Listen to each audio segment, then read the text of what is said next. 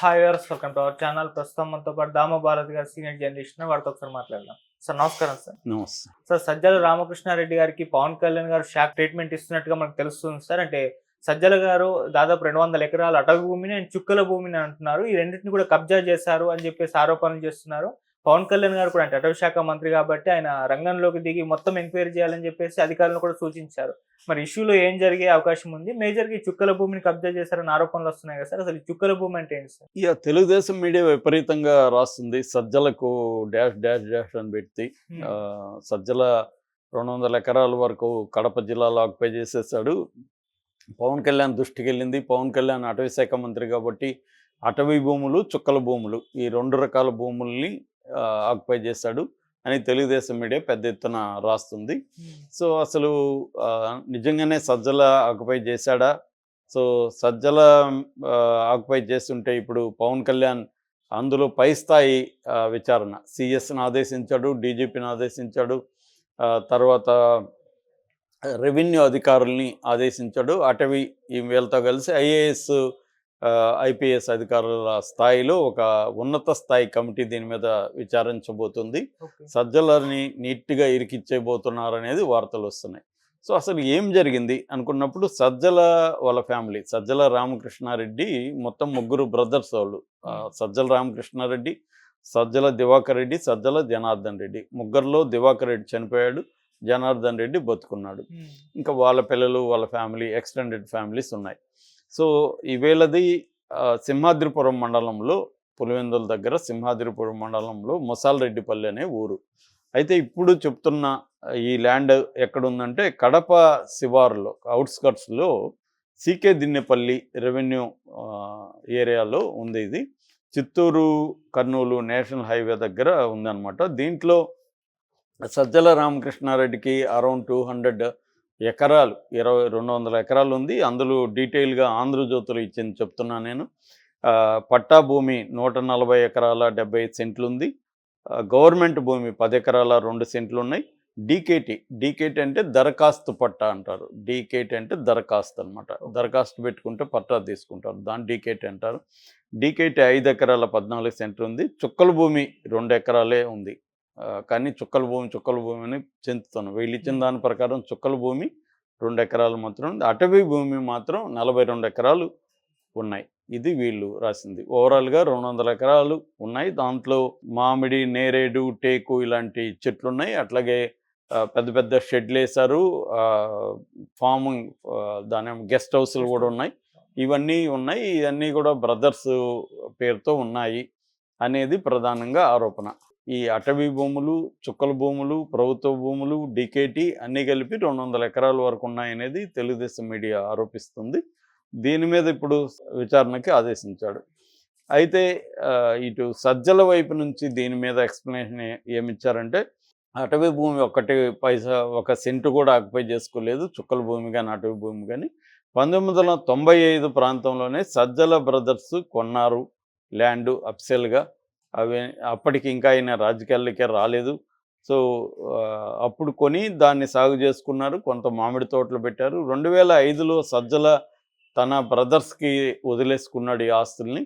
2005 నాటికి కూడా సజ్జల రాజకీయాల్లోకి లేడు అసలు. వైసీపీ పార్టీ ఏర్పడినాక సజ్జల రాజకీయాల్లోకి వచ్చాడు తప్ప అంతకు ముందేం లేడు. కాబట్టి అసలు దీనికి జగన్ను ఉపయోగించుకొని, జగన్ అధికారాన్ని ఉపయోగించుకొని సజ్జలు ఆక్యుపై చేసుకున్నాడు అన్న దానికి అసలు ఆధారమే లేదు. 2014లో ఏమైందంటే రెవెన్యూ, ఫారెస్ట్ డిపార్ట్మెంట్ల మధ్య ఈ భూమికి సంబంధించిన గొడవ జరిగింది. మాది అంటే మాదని వాళ్ళిద్దరూ ఆర్గ్యూ చేసుకున్నారు. అప్పుడు వీళ్ళు వాళ్ళకి పిటిషన్ కూడా పెట్టారు. మీరు ఎవరో ఒకరు తేల్చండి, తేల్చి మాకు చెప్పండి. అటవీ భూములు అయితే మేము వదిలేసుకుంటాము, రెవెన్యూ అయితే మాకు ఆల్రెడీ పట్టాలు ఇచ్చారు రెవెన్యూ వాళ్ళు, లీగల్గా మాదే అని వీళ్ళు చెప్పారు. సంయుక్త సర్వేలు కూడా జరిగాయి. కోర్టులో కూడా వీళ్ళు పిటిషన్ వేశారు. కాబట్టి ఇల్లీగల్గా ఏమీ ఆక్యుపేషన్స్ ఏమీ లేవు, అన్నీ కూడా లీగల్గానే ఉన్నాయి. కాబట్టి మాకు ఏ రకమైన భయం లేదు, మీరు ఏ విచారణ చేసుకోండి అని వాళ్ళు చెప్తున్నారు. అయితే ఇక్కడ చాలామందికి ఏంటంటే అటవీ భూములు అంటే మనకు తెలుసు, రిజర్వ్ ఫారెస్ట్ అంటారు. అంటే పల్లెల దగ్గర కొన్ని చోట్ల రిజర్వ్ ఫారెస్ట్ ఉంటుంది, గా ఉంటుంది. అక్కడ చాలా చోట్ల పల్లెల్లో, మా ఊరి ఏరియాలో కూడా మాది కూడా కొంత ఉంది ల్యాండ్ అక్కడ. మా కొంతమంది కలిపి కొన్ని ఎకరాలు ఉన్నాయి. అందులో అది ఫారెస్ట్‌దని, అది రెవెన్యూదని ఈ గొడవలు అక్కడ కూడా ఎప్పటి నుంచో జరుగుతాయి. కోర్టులో కూడా ఉంది. ఫారెస్ట్ వాళ్ళు కూడా వచ్చి సర్వేలు జరిపారు. వాళ్ళు రాళ్ళేశారు. మళ్ళీ అవి చల్లవని ఇంకొకడు ఎవడో పిటిషన్ వేశాడు. ఇలాగ జరుగుతుంటాయి మామూలుగా. ఓకే. సో, ఆ విషయం అయితే వాస్తవమే. ఇక చుక్కల భూమి అంటే ఏందనేది మనం చూద్దాం. చుక్కల భూమి అంటే ఏందంటే, బ్రిటిష్ వాళ్ళ కాలంలో నుంచి ఈ చుక్కల భూమి అనేది వస్తుంది. బ్రిటిష్ వాళ్ళ కాలంలో ఆంధ్రప్రదేశ్‌లో 10 లక్షల పైగా చుక్కల భూమి ఉందనేది తేలింది. చుక్కల భూమి అంటే అర్థమైందంటే, ఒక భూమి మీద యాజమాని ఎవరిది ఆ భూమి అనేది క్లియర్‌గా లేకపోతే మల్టిపుల్ ఓనర్స్ ఒక భూమి నాది నాది నాది అని ఒక 10 మంది క్లెయిమ్ చేస్తుంటే దాన్ని రికార్డులో అప్పుడు ఏం రాసేవాళ్ళంటే రికార్డులో ఆ డీటెయిల్స్ రాసి ఓనర్షిప్ అనే దగ్గర చుక్కలు పెట్టేవాళ్ళు. ఓకే. పేరు రాయలేక, ఎందుకంటే అది ఎవరిదో తెలీదు లేదా 10 మంది క్లెయిమ్ చేస్తున్నారు కాబట్టి చుక్కలు పెట్టేసేవాళ్ళు. ఈ చుక్కల్ని డాటెడ్ ల్యాండ్స్ అని బ్రిటిష్ వాళ్ళు పిలిచారు. డాట్స్ పెడతారు కాబట్టి డాటెడ్ ల్యాండ్స్, దాన్ని తెలుగులో చుక్కల భూమి, చుక్కలు పెడతారు కాబట్టి ఇది చుక్కల భూమి అంటే అర్థం. అంటే చుక్కల భూమి అంటే అది గవర్నమెంట్ది కాదు, ప్రైవేట్దే, కానీ ఎవరిదో తెలియదు ఆ భూమి, కానీ ఎవరో ఒకరు చేసుకుంటుంటారు. లీగల్గా ఓనర్షిప్ అనేది తేలదు. అలాగా 10 లక్షల ఎకరాల వరకు ఉండింది. దాన్ని నోటిఫైడ్ ల్యాండ్స్ అని కూడా అంటారు. నోటిఫై చేస్తుంది ఈ ల్యాండ్స్ ఇలాంటివని. దాన్ని డాటెడ్ ల్యాండ్స్ అని ఇంగ్లీష్లో, అంటే తెలుగులో దాన్ని చుక్కల భూమి అని పేరు పెట్టారు. సో దాని తర్వాత ఏమైంది, జగన్ ప్రభుత్వంలో ఏం చేశారంటే దీన్ని డీనోటిఫై చేశాడు. జగన్ ప్రభుత్వం వచ్చేసరికి ఆంధ్రప్రదేశ్లో ఎంత ల్యాండ్ ఉందంటే చుక్కల భూమి 2,06,171 ఎకరాలు చుక్కల భూమి ఉందనేది ఐడెంటిఫై చేశారు. దీనివల్ల గవర్నమెంట్కి ప్రాబ్లం ఏంటంటే, చుక్కల భూమి ఫర్ ఎగ్జాంపుల్ టౌన్లలో కూడా చుక్కల భూమి ఉంది. చుక్కల భూమి ఆక్యుపై చేసుకుని ఇళ్ళు కట్టేస్తారు. కానీ చుక్కల భూమి అనేది రెవెన్యూ రికార్డ్స్లో ట్యాక్సబుల్ కిందకి రాదు. కాబట్టి ఆ ఇండ్ల నుంచి వచ్చే ట్యాక్స్ గవర్నమెంట్కి రాదు. అది ఒక ప్రాబ్లం. అట్లాగే లీగల్గా లావాదేవీలు చేయలేరు, రిజిస్ట్రేషన్ జరగవు లీగల్గా, కాబట్టి రిజిస్ట్రేషన్ ఫీజు రాదు. అలాగా దాదాపు ఒక 20,000 కోట్ల వరకు నష్టం జరుగుతుందనేది జగన్ ప్రభుత్వం గుర్తించి దీన్నంతా కూడా డీనోటిఫై చేసింది. డీనోటిఫై చేసి 12 ఏళ్ల కంటే ఎక్కువగా ఎవరైనా చుక్కల భూమి సాగు చేసుకుంటుంటే అది సీలింగ్ యాక్ట్ లోపల కానీ లోబడి ఉంటే వాళ్ళకి అన్ని రకాల హక్కులు ఇచ్చేస్తారు. వాళ్ళు అమ్ముకోవచ్చు, లోన్లు తెచ్చుకోవచ్చు, అవన్నీ. మామూలుగా అయితే చుక్కల భూమి మీద లోన్ ఇవ్వరు, అమ్ముకోవడానికి క్రయ విక్రయాలు సాధ్యం కాదు. అందుకని జగన్ రెవెన్యూ బిల్లులో ఇది పెట్టాడు.